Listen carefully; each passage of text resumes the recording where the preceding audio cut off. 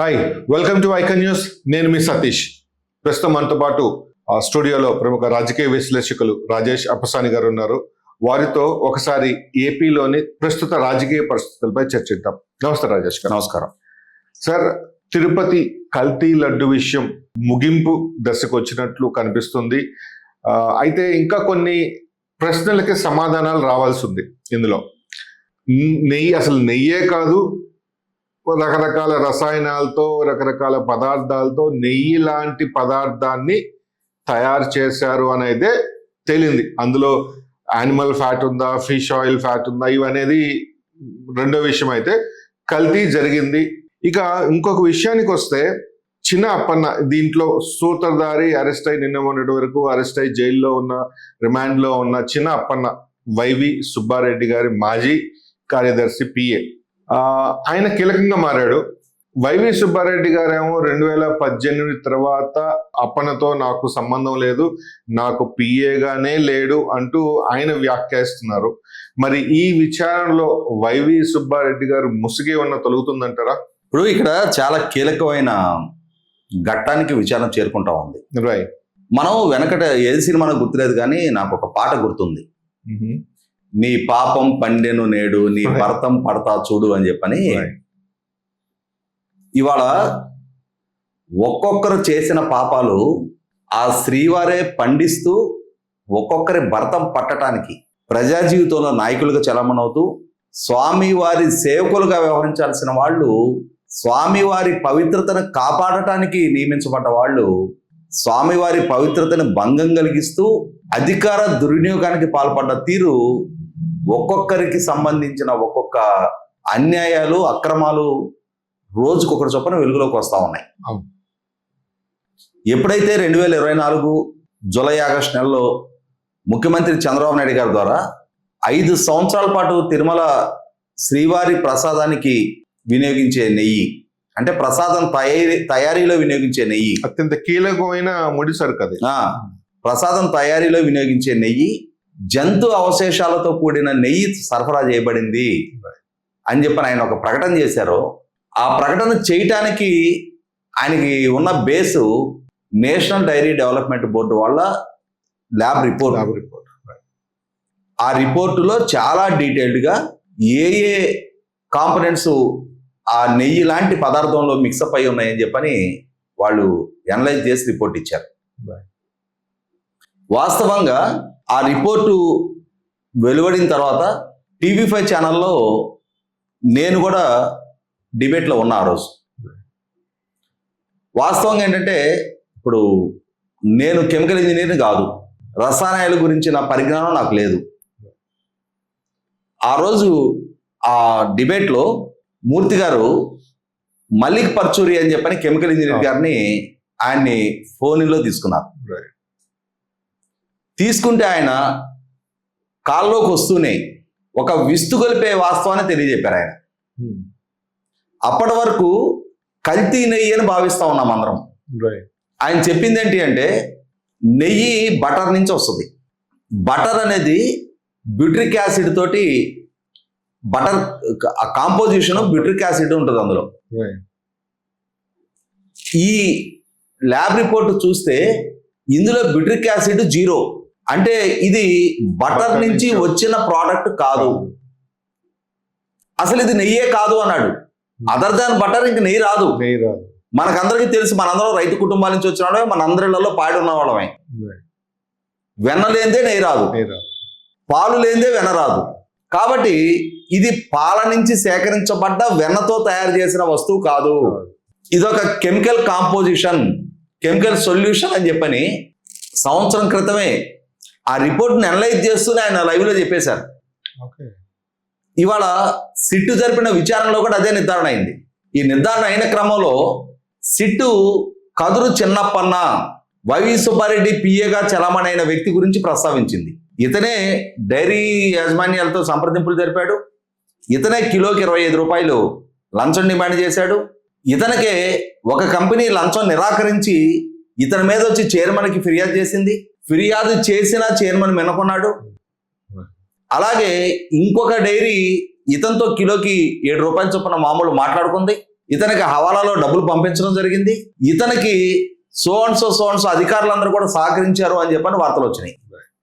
ఇక్కడ ప్రజలందరి మనసులో ఉన్న ప్రశ్న ఏంటి అంటే, చైర్మన్ కి ఎగ్జిక్యూటివ్ ఆఫీసర్కి సంబంధం లేకుండా ఎవరో చైర్మన్ పిఏ అతను 5 సంవత్సరాల పాటు శ్రీవారికి ఈ విధమైన ప్రోడక్ట్ ని సరఫరా చేయించగలుగుతాడా? ఏ సంస్థకి సరఫరా కాంట్రాక్ట్లు ఇవ్వాలి, ఏ సంస్థకి ఇవ్వకూడదని చెప్పి అతను డిక్టేట్ చేయగలుగుతాడా? కాబట్టి ఇక్కడ అసలు పెద్దల్ని తప్పించడానికి ఈ పిఏను ఒక ఎరగా వేశారు, బలిపశువుని చేస్తుంది అని చెప్పని మనందరం కూడా చర్చిస్తూ ఉన్నాం. ఇదే క్రమంలో వైవి సుబ్బారెడ్డి కూడా, అరే అసలు ఆ పిఏ అతను నాకు పిఏ ఏంటి? 2018 నాడు నేను లోక్సభ సభ్యుడిగా కొనసాగిన రోజుల్లో అతను నాకు పిఏగా ఉన్నాడు. ఆ తర్వాత అతనికి నాకు ఎటువంటి సంబంధ బాంధవ్యాలు లేవు అని చెప్పని చెప్పుకుంటూ వచ్చాడు. అయితే ఇక్కడ గమనించుకోవాల్సింది ఏంటి అంటే, ఏ ఫోన్ నెంబర్ అయితే కదురు చిన్నప్పన్న డైరీ యాజమాన్యాలని అధికారులతోటి మాట్లాడటానికి వాడాడు అని చెప్పని సిట్టు అతని పర్సనల్ ఫోన్ నెంబర్గా తన విచారణలో మెన్షన్ చేస్తూ వచ్చిందో, అదే ఫోన్ నెంబర్ 9542419999. ఇదే ఫోన్ నెంబరు వైవి సుబ్బారెడ్డి ఎంపీగా కొనసాగినాడు తన అధికారిక నెంబర్గా తన ఎంపీ లెటర్ హెడ్ మీద అదే నెంబర్ మెన్షన్ చేస్తుంది. సుబ్బారెడ్డి గారిదే అధికారిక నంబర్, సుబ్బారెడ్డి గారి లెటర్ హెడ్ మీద, ఎంపీ అధికారిక లెటర్ హెడ్ మీద ఇదే నెంబర్ మెన్షన్ చేస్తుంది. ఓకే, అదే నెంబరు అతనితో నాకు ఎటువంటి సంబంధం లేదు అని చెప్పని చెప్పిన సందర్భాల్లో, అంటే 2018 తర్వాత అతను నాతో సంబంధ బాంధవ్యాల్లో లేడు, నా దగ్గర పనిచేయడం లేదని చెప్పని చెప్పిన రోజుల్లో మరి ఇదే నెంబర్ అతను మెయింటైన్ చేస్తా ఉన్నాడు. మీ అధికారిక నెంబర్ అతను ఎలా మెయింటైన్ చేశాడు? అంటే మీ నెంబర్ అతనికి ఇచ్చారా వాడుకోమని చెప్పని? లేదు, మీ పరోక్షంలో ఆ నెంబర్ అతను మెయింటైన్ చేస్తూ వచ్చాడా? మీ తరఫున మీకోసం ఆ నెంబర్ మెయింటైన్ చేస్తూ వచ్చాడా? ఇది ఒక అంశం. 2019లో సదరు వైవి సుబ్బారెడ్డి టీటీడీ చైర్మన్ గా బాధ్యతలు స్వీకరించాడు. 2023 ఆగస్టు వరకు ఆ పదవిలోనే కొనసాగున్నాడు. 2 దఫాలుగా 4 సంవత్సరాల పాటు ఆ పదవిలో కొనసాగాడు. మరి ఆ పదవిలో కొనసాగిన వైవి సుబ్బారెడ్డి హయాంలో చైర్మన్ ఆఫీస్ నుంచి టికెట్లు, అంటే సుపదం టికెట్లు, విఐపి బ్రేక్ దర్శనం టికెట్లు, సేవల టికెట్లు ఇవన్నీ రిఫర్ చేస్తారు. ఆ రిఫర్ చేసే క్రమంలో జేయూ ఆఫీస్కి రిఫర్ చేస్తారు. వీళ్ళకి కేటాయింపులు చేయండి అని చెప్పాలి. వాళ్ళు జేయూ ఆఫీస్లో ఎవరి నుంచి రిఫరెన్స్ వచ్చింది అనేది, ఇప్పుడు మనం ఒక ఎమ్మెల్యేదో ఎవరిదైనా ఒక విఐపి బ్రేక్ దర్శనం కోసం ఒక రికమెండేషన్ లెటర్ తీసుకెళ్తే ఆ లెటర్తో పాటుగా మన పర్సనల్ క్రెడెన్షియల్స్, మన ఆధార్ నెంబర్ లాంటివి కూడా మనం క్యారీ చేస్తే జేయూ ఆఫీస్లో ఆ లెటర్ అథెంటిసిటీ ముందు వెరిఫై చేసుకుంటారు. ఎందుకంటే ఒక ఎమ్మెల్యే ఒక రోజు ఒక లెటర్ మాత్రమే ఇవ్వగలుగుతారు, అది 6గురికి మాత్రమే ఇవ్వగలుగుతారు. అలా ఇచ్చే క్రమంలో మొట్టమొదట ఆ ఎమ్మెల్యే అధికారికంగా ఆ లెటర్ పంపించాడా లేదా అని చెప్పాను. ఎందుకంటే లెటర్ పంపిన తర్వాత టీటీడీకి కూడా వీళ్ళు మెయిల్ పెడతారు, ఈ రోజు మేము పలానా వాళ్ళకి లెటర్ ఇచ్చాము అని చెప్పాను. సో ఎమ్మెల్యే ఇచ్చిన అధికారిక లెటర్ అది అవునా కాదా అనేది నిర్ధారణ చేసుకుంటారు.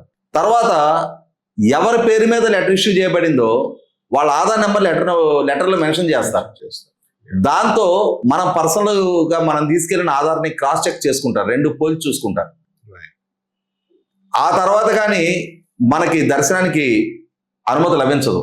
అలాగే చైర్మన్ ఆఫీస్ నుంచి వచ్చిన రెఫరెన్స్లు కూడా ఎవరెవరు రిఫర్ చేశారనేది వాళ్ళు డీటెయిల్స్ మెయింటైన్ చేసుకుంటారు. 2021 సెప్టెంబర్ నెలలో ఈ సదరు చిన్నప్పన్న చైర్మన్ ఆఫీస్ నుంచి 6433 సుపదం టికెట్లు రిఫర్ చేశాడు. 6430 సుపదం టికెట్లు ఒక నెలలో. సుబ్బు అని చెప్పని ఇంకొక అతను ఉన్నాడు, అంటే ఈ చైర్మన్ గారి ప్రతినిధి. అతను 15,000కు పైగా టికెట్లు అతను రిఫర్ చేశాడు ఒక నెలలో. చైర్మన్ గారు స్వయంగా 540 టికెట్లు రిఫర్ చేశాడు. చైర్మన్ కాకుండా వీళ్ళిరువురు 21,000కు పైగా టికెట్లు రిఫర్ చేశారు ఒక నెలలో. మరి మనం విన్నదైతే ఆయన టెన్యూర్లో సుమారుగా 4 లక్షల విఐపి బ్రేక్ దర్శనాల టికెట్లే రిఫర్ చేశాడు చైర్మన్ అని వినున్నాం. మరి ఇంకా అందులో ఆ మూలంలోకి వెళ్తే ఈ చిన్నప్పన్న అవన్నీ రిఫర్ చేశాడో వెలుగులోకి వస్తాయి. మరి 2018 తర్వాత మీకు సంబంధమే లేని చిన్నప్పన్న చైర్మన్ గా ఉన్న మీ కార్యాలయంలో మీ ప్రతినిధిగా 6,433 టికెట్లు ఒక్క నెలలో రిఫర్ చేసినట్టుగా వాళ్ళ టీటీడీ అధికారిక రికార్డుల్లో స్పష్టమవుతా ఉంది. ఇంకా ఆ పిఏకి నాకు సంబంధం లేదు, అతను నా పిఏ కాదు, నా ప్రతినిధి కాదు అని చెప్పిన వైవి సుబ్బారెడ్డి బొంకే ప్రయత్నం చేస్తే నమ్మేది ఎవరు? ఇన్ని స్పష్టమైన ఆధారాలతోటి వాళ్ళ అప్పన్న అలాగే సుబ్బారెడ్డి వీళ్ళిరువురు మధ్య ఉన్న సంబంధ బాంధవ్యాలు వెలుగులోకి వస్తున్న నేపథ్యంలో ఇవాళ డైరీ యాజమాన్యాన్ని కిలోకి 25 రూపాయల మామూళ్ళు అడిగింది అప్పన్న అయినా అడిగించింది సుబ్బారెడ్డిగానే భావించాలి. ఇవాళ ఈ డబ్బుకి కక్కుర్తి పడి ఒక అడల్టరేటెడ్ అండ్ కంటామినేటెడ్ ప్రోడక్ట్ ని 5 సంవత్సరాల పాటు 20 కోట్ల లడ్డూల తయారీలో దాన్ని వినియోగింపజేశారు. కోట్లాది మంది భక్తుల మనోభావాన్ని గాయపరిచారని చెప్పని నిర్ధారణ అవుతా ఉంది. నేను అందుకే ఇందాక నా స్టార్టింగ్ లోనే ఫస్ట్ రిమార్క్స్ లోనే చెప్పినట్టుగా నీ పాపం పండింది నేడు నీ భరతం పడతా చూడని చెప్పని స్వామివారే ఇవాళ ఒక్కొక్కరి ఈ అసలు సిసలు నిజ స్వరూపాలని బహిర్గతం చేసి ప్రజల ముందు ఎక్స్పోజ్ చేస్తా ఉన్నారు. నా విషయంలో వీళ్ళు చేసిన పాపాలు ఇవి, నన్నే అపవిత్రం చేసే సాహసానికి వీళ్ళు ఒడిగట్టారు అని చెప్పని ఇవాళ వాళ్ళు ఎంత బొంకినా, ఎంతగా నిజాన్ని అబద్ధంగా మలచాలని చెప్పిన ప్రయత్నం చేసిన, అబద్ధాన్ని నిజంగా చలామణి చేయాలని చెప్పిన ప్రయత్నం చేసిన ఇవాళ వాళ్ళ అసలు సిసల స్వరూపం ఏంటి, వాళ్ళకి ఆ అధికారిక బాధ్యతలు అప్పచెప్పిన రోజు శ్రీవారి లాంటి అత్యంత ప్రతిష్టాత్మక ప్రపంచంలోనే పేరెన్నిక కన్నా హిందూ ధార్మిక క్షేత్రంతో శ్రీవారితోటి ఎలా వ్యవహరించారనేది ఈ ఒక అంశమే అసలు సిసల సుబ్బారెడ్డి ఏంటి, సుబ్బారెడ్డిని నియమించిన జగన్మోహన్ రెడ్డి ఏంటి అనేది, వీళ్ళ వెనకున్న ధర్మారెడ్డి పరిస్థితి ఏంటి అనేది తేడతలం చేస్తా ఉన్నాయి. Right, thank you so much sir. చూశారు కదా రాజేష్ అప్సన్ గారితో ఈరోజు విశ్లేషణ. హిందువులు పరమ పవిత్రంగా భావించే ఆ ఏడుకొండల స్వామి వారి ప్రసాదంలో ఉపయోగించే నెయ్యినే అత్యంత దారుణంగా కల్తీ చేసిన సదరు రాజకీయ నాయకులు, ఇంత కల్తీ జరిగిందని తెలిసినా కూడా 100 కోట్లకు పైగా ఉన్న హిందువులు మౌనంగా ఉన్నారంటే ఎలా అర్థం చేసుకోవాలో అర్థం కావట్లేదు. మరి ఇది హిందువులు శాంతి కాముకులు అనుకోవాలా, హిందువులు ఏం జరిగినా మిన్నకుండిపోతారు అనే ధైర్యమే వాళ్ళ చేత ఈ పని చేయించిందా, లేక మరేదైనా అనేది మనకు మనమే ప్రశ్నించుకోవాలి. చూస్తూనే ఉండండి ఐకాన్ న్యూస్. మరోసారి మరో అతిథితో మళ్ళీ కలుద్దాం. అంతవరకు మీ సతీష్.